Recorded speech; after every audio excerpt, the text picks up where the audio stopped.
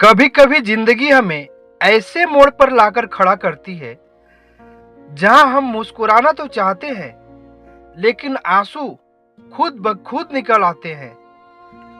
कहानी आखिरी खत।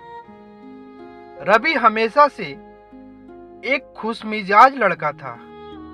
उसकी जिंदगी में सब कुछ ठीक चल रहा था, जब तक कि उसकी मुलाकात नेहा से नहीं हुई।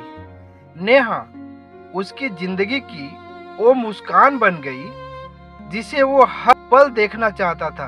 दोनों की बातें रातों से शुरू होकर सुबह तक खत्म होती थी। धीरे धीरे दोस्ती प्यार में बदल गई और उन्हें लगा कि अब कुछ भी उन्हें अलग नहीं कर सकता। लेकिन जिंदगी इतनी आसान कहाँ होती है। नेहा के घर वालों को ये रिश्ता मंजूर नहीं था।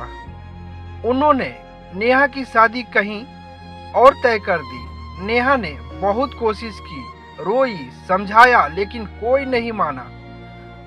आखिरी बार जब रवि और नेहा मिले तो दोनों के पास कहने के लिए बहुत कुछ था, लेकिन शब्द कम पड़ गए।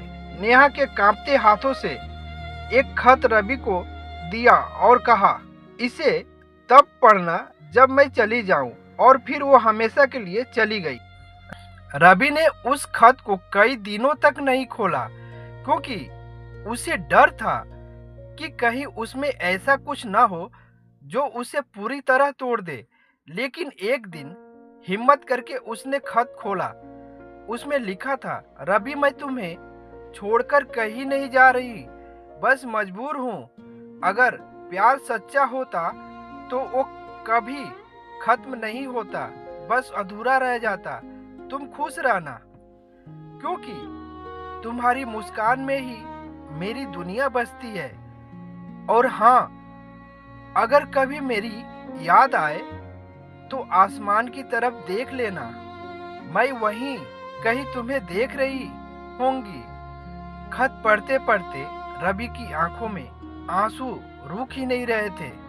उसने आसमान की तरफ देखा, लेकिन उस दिन आसमान भी खाली था। बिल्कुल उसके दिल की तरह। अंत।